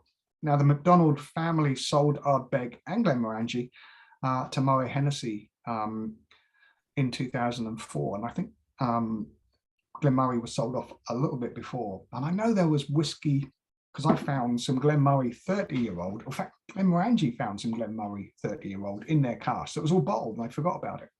And I picked it up for a beautiful price. 74 Glenmurray. So I think this is an Ardbeg. I'm convinced it's an Ardbeg and came from the MacDonald family, but I really don't know. This is just, whenever you get an unnamed distillery, and sometimes we buy it completely unnamed. We bought a couple of Space Idlers. I have no idea where it came from. The only people that knew was the original cask owner and the broker, and obviously the distillery it came from. And there's an exclusion around it that you can't name it. We're not allowed to name this one. Mm-hmm. However, we bought 2 casks of a Highland whiskey that we weren't allowed to name, but it was very clearly Glenmorangie. And in fact, Master of Malt even listed it under their web pages of Glenmorangie. And we had clues on the label about the 12 men of. We had the Men of Tain on it, the 12 swan necks. We should have put giraffes on it, but and the second label had this big cheesy grin of Dr. Bill Lumsden on it. And I remember having both of these Glenmorangies, a 15-year-old Portwood and a 21-year-old refill bourbon at the Whisky Show at London. I grabbed Dr. Bill and said, "You've got to taste these. Come taste these. You'll recognize these." And he tasted them and said, "Where the fuck did you get these from?" That was his first words to me. He recognized them as Glenmorangies immediately, and then he looked at the second label and wasn't very happy with this cheesy grin. I don't think I've got a bottle of it or even a picture of the label to hand to show you. But his first words were, "Where the fuck did you get these?" His second word, "They must be teaspooned," because everything from Moët Hennessy has been teaspooned ever since. So Westport, which we bottled the Westport a little while ago, we bottled these as single malts. We had paperwork to say it's a single malt, which means the only place we could have bought these from would have been the McDonald family, who would have, when distilleries change hands. Yeah. I know there's a warehouse, not a cellar of Ardbeg casks in London that they can't be called Ardbeg. They can't even be called Scotch whiskey. They didn't go back to Scotland during the amnesty period when they get casks back to Scotland if you want it to be bottled as Scotch whiskey. Otherwise, you lose out. I know there's a cellar in London with old Scotch whiskies in it, and some of it being Ardbeg. That can't be bottled as Ardbeg, can't even be bottled as Scotch whiskey. So this is why I think it's Ardbeg. And I think we got it from the McDonald family because we bought a lot. Nice. So the likes of it you'll never see again. Yeah, it's stunning. So that's my theory. I just went into reading books basically and trying to find a little bit of You should turmoil. call you Always look for Detective turmoil. Dave. Yeah, Detective Dave. Not Boutique Dave. Detective Dave. Just a geek. That was a very good synopsis of going through the process of elimination first, and then that gets you down to a couple of options, and it sounds like it's pretty nail on the head. And I think there are a couple of people who said Ardbeg there in the chat as well initially before getting understanding, and this probably does scream a little bit of Ardbeg about it. It's a great I just had this flash of seeing Dave under Sherlock Holmes on a label and Simon being Watson. Yeah. That's but I think you already used the Sherlock Holmes in one of your labels at the top of my head. Well, if not, then I think there's an idea in that. Yeah, there we go. I really don't like this label. I never this very simple. Doge, very, very simple, too simple. Doge thing really didn't do it for me at all. I didn't understand it. The millennials will see the fox down there or the dog, the corgi, and they will probably get it. I think they call it a Dogecoin, right? Yeah. That's it's all the rage right now. And I suppose Ardbeg, the way the prices is going, is a bit like crypto as well, right? Yeah. That's very good. Hey, some sort of meme thing going on there that I really didn't get. So I thought there could have been so many better ideas that we could have, just a question mark. I think like they ran out of there was a different team about this coming this what is such mystery, that it was that Doge theme that was going on at the time, like made on and they paint. wanted to play on it. It's I wasn't a probably big above all of us, and maybe that's the point. Correct. We're not supposed to understand. Yeah.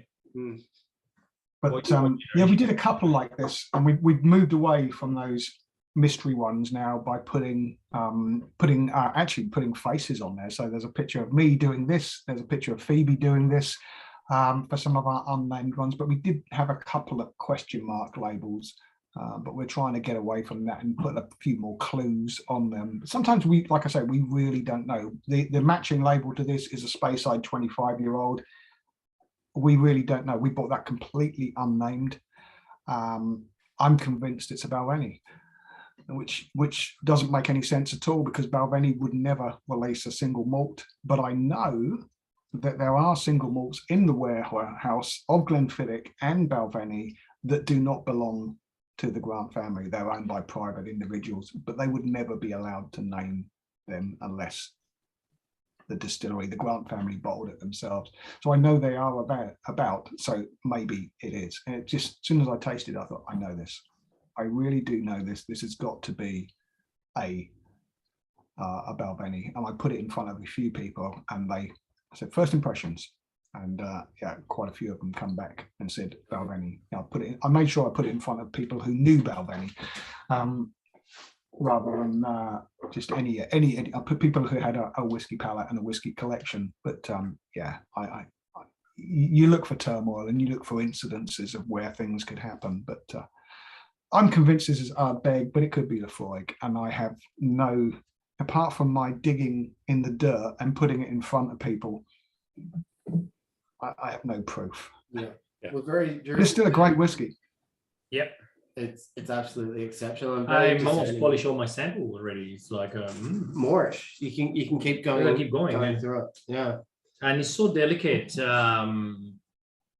It has very tiny little bit of iodine, but it's the salt keeps giving. It's those 25 years, yeah, have helped it a lot to just make it round. The beat is subtle, is elegant. 25 years is needed for, I mean, some of them will be older. Some of these casks are slightly older and some of them be 25, but the youngest ones in there is 25. Yeah, these casks would have been tired old casks at the time. There was no wood management theme, going on at that time. There was no value in whiskey. It really was just to keep the distillery operational, and it was sort of the story in here about these guys running the distillery. Every time they went in there, there was more stuff not working, stuff, windows broken, stuff falling apart, roof leaking. It was all starting to die, but they were keeping this distillery running for their owners, so they had a value to sell it.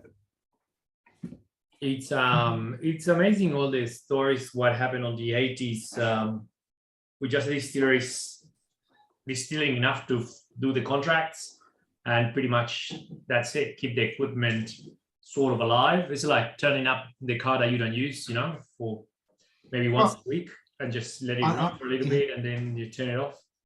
I have a theory that the big players in Scotland also destroyed when I think they destroyed the Australian whiskey industry as well, because they were basically, DCL were in control of the Australian whiskey industry at that time in the 80s.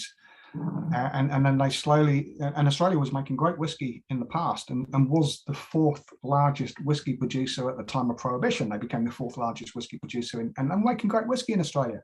And then the big distillers in the UK came across and made hay. But in the 80s, when they had a huge stock of Scotch whiskey, the whiskey locks and distilleries closing, and they had control of a market that was like still drinking whiskey.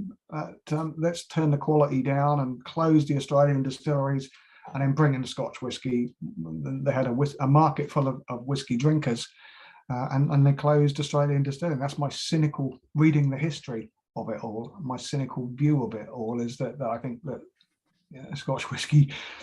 Well, it's you can find heaps of blends here in Australia, or bottle, all Scotch whiskey, blended Scotch whiskey bottle here in Australia. I wouldn't know if most likely would have been blended here too, I reckon. You bottled and blended at the time, yeah. That was a fairly recent control. I remember back in Uruguay, back at those times, even late 80s, early 90s. That is a government. We are thinking Uruguay is actually number one in the world in consumption per capita of whiskey, or maybe 2 seconds behind France. But the French numbers are just like pretty much, on sold and distribution. So like Uruguay, we it's ridiculous. We are the amount of whiskey we drink, and wine and everything, But maybe just everything in general. Yeah, the local distiller, which is government owned, the government has the monopoly of distillation, right? So even if you're an importer, the government buys it. It's like similar to the Swedish style. You need to buy it off the government. They used to do the local whiskey, buying Scotch and blending that to specifications in Uruguay. The VAT 69 was blended there. 100 Pipers was blended there, up to their specs. Taking tax to a whole other level. Yeah, they would just own the sales and distribution of all kinds of hydrocarbons, hydrocarburos in Spain, petrol and whiskey. And I remember my cousin saying that he got these barrels out of, they were throwing them away, and he could get a few liters of whiskey out of the barrel. That's just like draining out, they're just empty on the distillery. That could have been just grain or whatever. I can't remember. But I was like 8, but I wouldn't ask like, oh mate, what do you got? But he made chairs with them after that. But it's true, they were blending everything. There's a lot of stuff of those blends here in Australia available at the auctions, they are all like, they don't look very good, you know, all those old square bottles, screw cap, and Yeah, they're there. Before we jump through to Dave and Simon again and chat a little bit more about, you know, boutique, what's coming up and that sort of thing. Yeah. I'd love to go and have a chat to a couple of people who have been in a lot of the tastings with us and still are there tonight. Now, a lot of you guys have 50 ml samples, and we only normally do 30s or 15. So there might be a few that, if you've been heavy-handed, got it stuck in a little bit more than we normally do. Let me stop the sharing first. Yeah, Dave, so, excuse me, I'm going to stop. Yeah, okay. So we can get into the chats here. let's go with the no struck band. Yeah, Dom, you're the first one on the screen here for us. You got the 50s. Yeah, I got the 50s. Yeah, but I've tried to restrain myself. I haven't poured the whole things. I've done half pours on each of them. And it's such a wonderful lineup of whiskies. I mean, for me, the one that sticks out as the oddity from a nose point of view, because you know that's where I like to focus, is the Macallan. It seems it's so fruity and different. The rest of them are all showing their sherry influence in this beautiful way, and there's so much chocolate going on in here. Like I feel like I need a box of chocolates with the. That's what you feel like you're actually having tonight with 5 of these 6 whiskies. But they're all. I've loved them all. I found the Inchgauer like almost like a sort of like a gingery type spice in that one that made it quite beautiful and different to the other ones. And the Bunna, I've mentioned, I think in the chat, that I've had one of the other batches of this and have loved this one. This one's just a cracking whiskey. And going back to it after the last 2, it just, the nose just explodes with how lovely it is. So, it was a great tasting. Thanks, Dave and Simon. It's been wonderful. Yeah. Thank you. Thank you.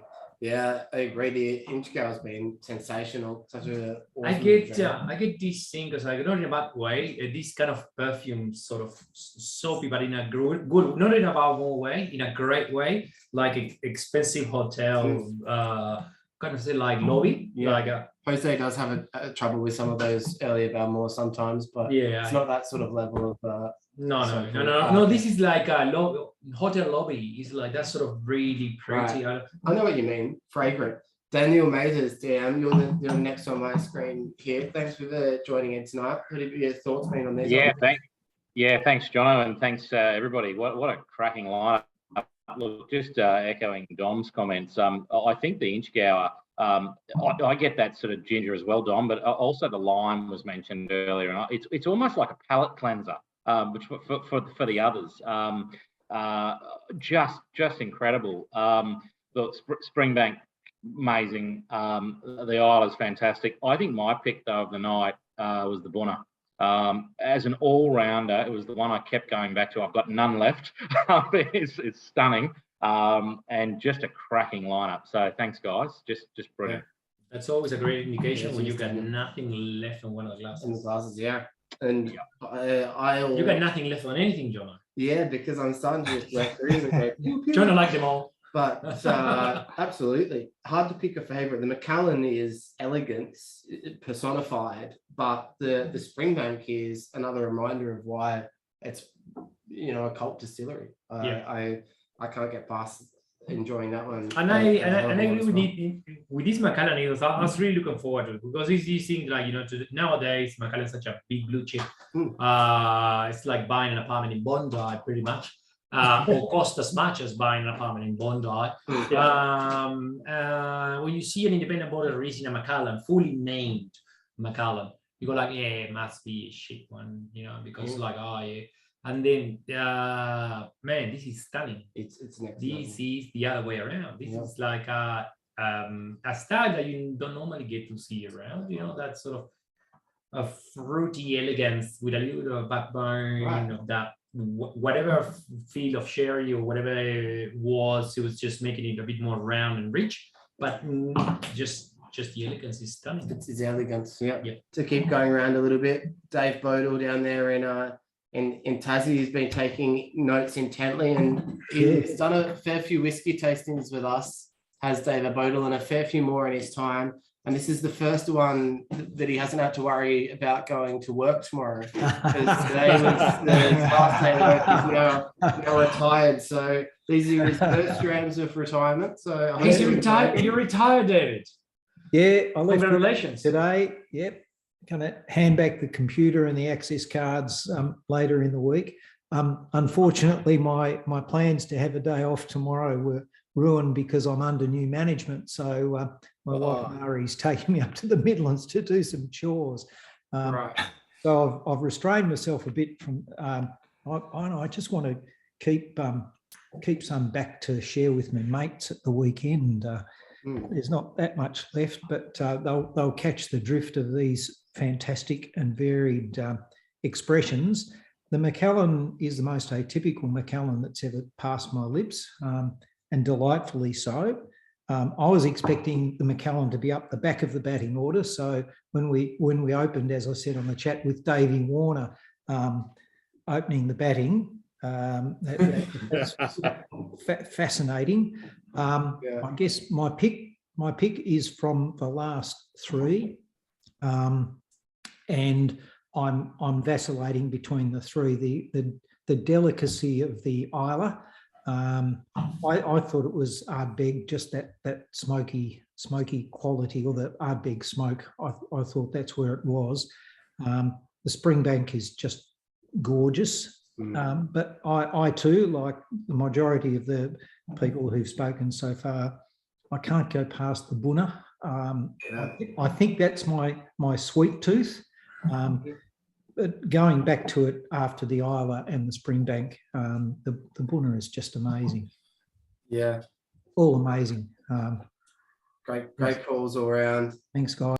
Absolutely. And I think for that Bunna, it's got such a different profile, and it can stick out like proverbials no matter where you put it in a tasting. And tasting all of these pretty large, spicy, big drams, having a Bunna there is always a great way to do a tasting. And I would say a Bunna that stands out between a Macallan 28 and a Springbank or any lineup and doesn't get forgotten means it's good. Yeah. Right. And we all been drinking a lot of whiskey. Many of these guys, David, Simon, they done at least 100 tastings with us, and it's no joke. Yeah. Bunna having that stands out between a 28-year-old Macallan and a 19-year-old Springbank. That's like, in the middle. They usually, if it was middle of the road, it will get forgotten. Now we got two people that have just make mention of it. So it's a good, signal that it's a sensational Bunna, as we know these young Bunnas can be. Yeah. Who do we get now then? Let's go with Justin. Another one that stands close to 150 tastings out of the 156 that we've done. Doesn't look like he's got both phones. Just saying. Got to get up. I don't know if I can add much more to what everyone said. I think I described the Macallan as a Macallan without the makeup, and it's pretty beautiful, yeah. That's very good. It's nice to see Macallan in its raw form, and it's pretty good. These days it's masked by a lot of sherry.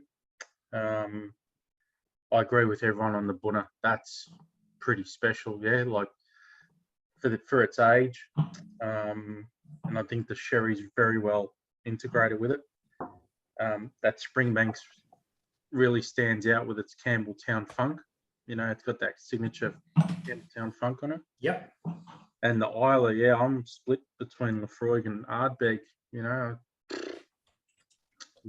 a bit stumped on that one. And I think the age takes away a lot of normal notes you'd look at in Lefroy and Ardbeg, which makes it a bit. I have tasted this against a 25-year-old Lefroy, and I'm still convinced it's Ardbeg. I view it as just a more exquisite and older version of the Ugadale. That's my take on it. Yeah. With that sherry in there, that's what leans me towards an Ardbeg. But it doesn't really matter, does it? No. In the end of the day, it's just It's just a great whiskey. Yeah. Yeah, good whiskey is good whiskey. It's sensational. Good call, Justin. And it is such a cracking lineup. Rob, you've got the wacky background going down there, mate. What was just your favourite jam of the night? I'm tripping with Rob here. Yeah. I've been I can't watching that. I can't look at your screen for too long, but Surprisingly to me, I finished the Inchgower first. And that's usually a sign of which one I'm liking the most. I expected to say the Bunna would be the winner after my first lap through them. But then when I went back to go, all right, what do I want to drink next? I just reached for the Inchgower and drank that. I reckon that might be the dark horse for me, like an unexpected winner. But I think the Bunna and the Springbank are then equal standing, no more than half a peg underneath it. Like they're excellent and I love them both. But I think maybe somehow the Inchgower has managed to take it for me. I'm with Rob there. I'm noticing this Inchgower, and I don't know. It means maybe it's because I miss just being in an expensive hotel, and I'm just getting all these expensive hotel lobby smell. Yeah. You smell. When you go into an expensive hotel, the lobby needs to smell nice. If you don't, it's not an expensive hotel. Like the lobby is like the first. It's like when you walk into Maya. You're Maya. the YHAs I go to normally smell a bit more like the Springbank. like an Israel or Kevin sharing. Funky. No. We've been there in the past. I can't take the wife and the kids to those anymore.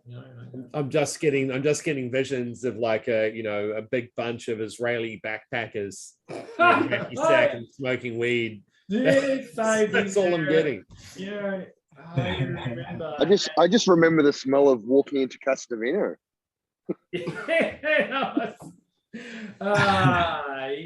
What time did you walk in? It must be very late at night.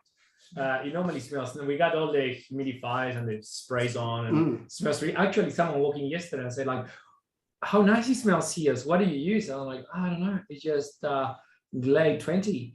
There's actually someone else. All sorts of things plugged into the PowerPoints, absolutely. And Carl down there as well with beautiful barrels background. Thank you for joining again, mate. Jam of the night.